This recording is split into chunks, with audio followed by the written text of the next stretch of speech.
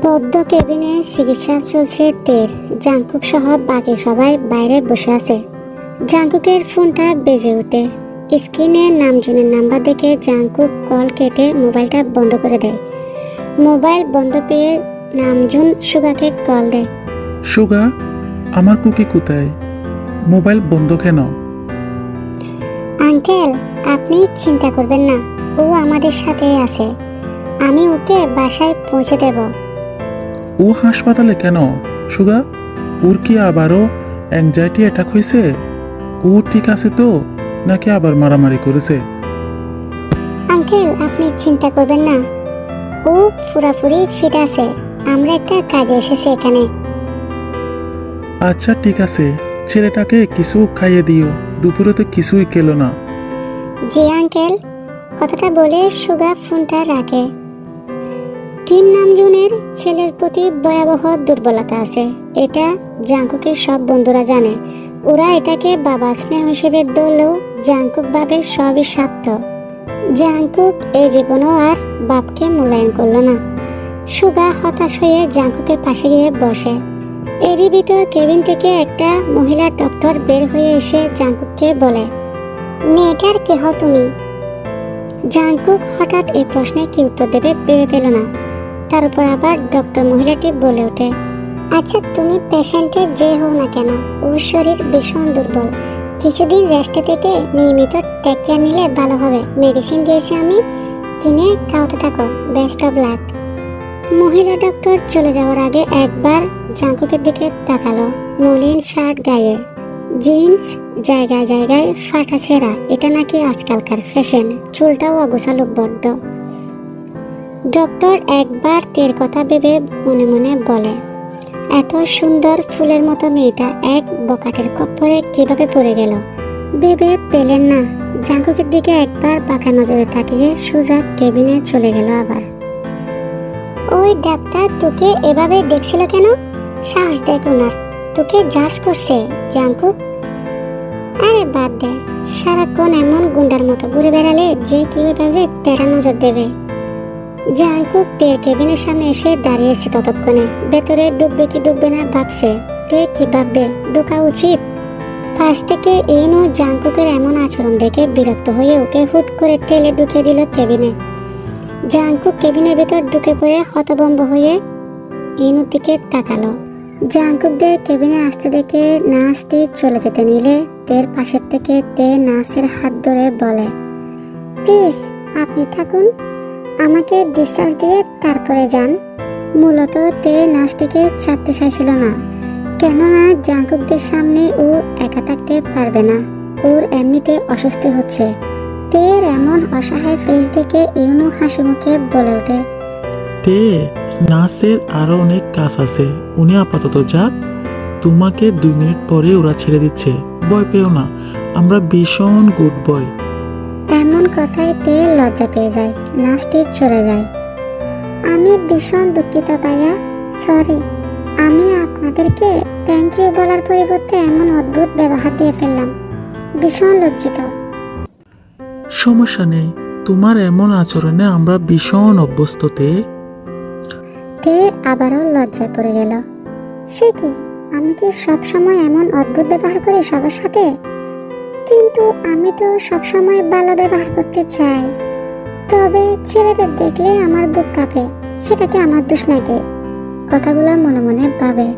এর ভিতর জাংকুক গম্ভীর কণ্ঠে বলে, ফলগুলা খাচ্ছ না কেন? এত বকবক করো সারাক্ষণ। তে মুখটা উপরে তুলে জাংকুকের চোখে চোখ রাখে। দুজনই চোখাচোখি হয়ে যায়। জাংকুকও অপ্রস্তুত হয়ে যায়। দুজনকে এভাবে অস্বাভাবিক দেখে সুগা বলে, আচ্ছা তে, তুমি কদিন বাসচিটিতে এসো না, ডাক্তার তোমাকে রেস্ট করতে বলছে, এগুলা মেনে চলো কেমন? কিছুক্ষণ পরে হাসপাতাল থেকে সবকিছু মিটমাট করে তেকে নিয়ে তারা বেরিয়ে গেল। বেরিয়ে যেতে ঝামেলা হলো। তে এখনো বেশ দুর্বল, হাঁটতে পারছে না। জাংকুক আর কিছু না ভেবে তেকে সরাসরি খুলে তুলে ফেলল, যা দেখে জাংকুকের বন্ধুরা অবাক। ইউনো আর সুগা মুসকে মুসকে হাসতেছে। তারা যা ভাবছে তা যদি সত্যি হয় তাহলে খুব ভালো হয়। এদিকে তে তো বয়স শেষ, এক তো এই বকাটি ছেলেকে, আর তো দ্বিতীয়ত তের কেন জানি মনে হচ্ছে এই বুঝি তার বাবার কানে গ্রামের ভিতর খবরটা চলে যাবে। তে ভাবতে ভয় পাচ্ছে, সে একটা ছেলের কুলে চড়ে আছে। বয়ে বয়ে জাঙ্কুকের দিকে তাকায়, বুকটা আবার কাঁপছে, দ্বারকান অস্থির হচ্ছে ভীষণ। জাঙ্কুকের দিকে চেয়ে থাকলে মনে হচ্ছে অদ্ভুত নেশা লাগছে তের, কি একটা অদ্ভুত ফিলিংস। তের এমন অস্বস্তি, বুক দরকারানো সবকিছু খুব তীক্ষ্ণ নজরে জাঙ্কুক খেয়াল করে। কেউ তোমাকে এখানে দেখছে না, এত আনইজি ফিল করার কোনো প্রয়োজন নেই। ইস, ছেলেটা আমার মনের অনুভূতিগুলো বুঝে ফেলল। জাঙ্কুক তেকে নিয়ে হোস্টেলের সামনে আসতে তেকে দৌড়ে নামিয়ে দিল গাড়ি থেকে। আমি মেয়েদের হোস্টেলে যেতে পারবো না, তাই জিমিনকে ফোন দিছে, ও নিচে এসে তোমাকে এক্ষুনি নিয়ে যাবে। তুমি ভালো থেকো, কদিন রেস্ট করিও, আমি চলে যাচ্ছি, জিমিন এক্ষুনি আসবে। কথাটা বলে জাঙ্কুক আর দাঁড়ালো না, সোজা আবার গাড়ি করে চলে গেল। তে কিছুক্ষণ ওই গাড়িটার দিকে তাকিয়ে দেখলো, বুঝতে পারলো না হঠাৎ করে জাঙ্কুকের এত কেয়ার কেন তের প্রতি, এর পেছনের কারণটা কি, ও যা ভাবছে সেটাই কি? না না, ঢাকার ছেলেরা একটু ফ্রি মাইন্ডেরই হয়, এই সব স্বাভাবিক ব্যাপার। আমি মনে হয় একটু বেশি ভাবছি গ্রামের মেয়ে বলে। তারপর জিমিন এসে তেকে ধরে হোস্টেল রুমে নিয়ে যায়।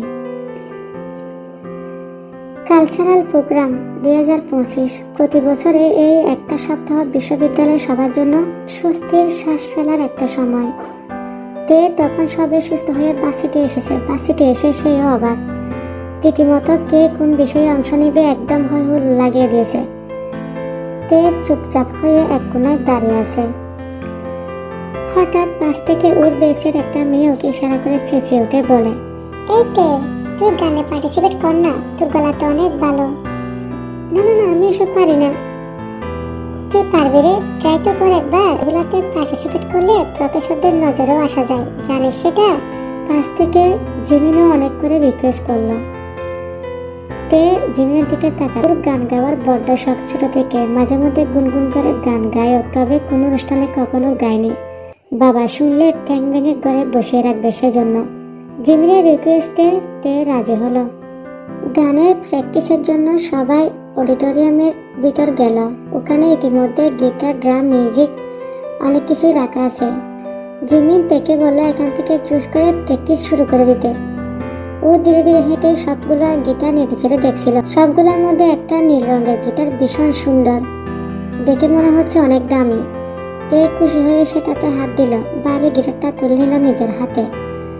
উন্না ভালো করে সামনে একটা চেয়ারে বসে গিটারে স্ট্রিংয়ে হাত নাড়িয়ে টুংটাং শব্দ করতে হঠাৎ অডিটোরিয়ামের ভিতর ঢুকলো জাঙ্কুক। সবাই মুহূর্তে চুপ হয়ে যায়, যে যার যার মতো প্র্যাকটিসে মনোযোগ দেয়। জাঙ্কুক নিজের মতো করে হেঁটে গিয়ে বসলো নিজের জন্য সবসময় রাখা চেয়ারটায়। তে জাঙ্কুককে দেখছে, সঙ্গে অনুভব করছে সে যন্ত্রণাদায়ক বুকের কাঁপুনিটা। কেন বারবার জাঙ্কুককে দেখলে তার এলোমেলো লাগে সে বুঝে না। ফিসফিসিয়ে জিমিনকে বলল, জিমিন, সিনিয়র ছেলেরাও কি আমাদের সঙ্গে একসাথে পারফর্ম করবে? জিমিন একবার জাঙ্কুকের দিকে তাকিয়ে বলে, আরে তে, জাঙ্কুক ভাই তো আমাদের বাসির সেরা গায়ক, সব গানের পারফরমেন্স উনি জাজ করে, তারপরে স্টেজে পারফর্ম করার জন্য সিলেক্ট করেন। তুই এটা জানিস না? তে গিটারে সুর তুলছে, তখন আশেপাশে তাকিয়ে কিছু খুঁজতেছিল জাঙ্কুক। হঠাৎ তের হাতের দিকে চোখ গেল, ওর হাতে জাঙ্কুকের সে গিটার। জাঙ্কুক গিটারটা দেখে তেকে ডাকে, তে। জি। হাতের ইশারায় গিটারটা দেখিয়ে দিয়ে বলে, দ্যাটস মাই গিটার। তে বুঝতে পেরে লজ্জা পেল, তাড়াতাড়ি করে উঠে গিয়ে গিটারটা নিয়ে দৌড়ে আসলো জাঙ্কুকের কাছে। জাঙ্কুকের হাতে গিটারটা দিতে গেলে জাঙ্কুকের হাতের সাথে তের হাতগুলা স্পর্শে তে আবার কেঁপে ওঠে। হঠাৎ গিটারটা পড়ে যায় অডিটোরিয়ামের ভিতর। ঝনঝনিয়ে আওয়াজ হতে সবাই তাদের দিকে তাকায়। জাঙ্কুক একবার মেঝেতে পড়ে থাকা গিটার দেখে আরেকবার তের দিকে। ওর এত শখের যত্নে রাখা গিটার। আমি ভীষণ সরি, আমি বুঝতে পারিনি কিভাবে এটা, মনে হয় এখনো কিছু হয় নাই, গিটার ভালো আছে, নষ্ট হয়নি। আপনি একটু চেক করে দেখেন না। রিল্যাক্স, আমি চেক করছি, তুমি টেনশন নিও না। জাঙ্কুক গিটারের স্ট্রিংয়ে আঙ্গুল নাড়িয়ে সুর তোলার চেষ্টা করছে, অথচ সুরগুলা বারবার নড়ে যাচ্ছিল। এগুলা দেখে তে অপরাধবোধ নিয়ে জাঙ্কুকের দিকে তাকায়। জাঙ্কুক তার হাতের গিটারটা পাশে রেখে আরেকটা গিটার নিল হাতে। গিটারে হাত নাড়াতে নাড়াতে আরো একবার তের দিকে তাকালো। মনে মনে ভাবে, সামান্য হাত ছুঁতে এ মেয়ের এত করুণ অবস্থা।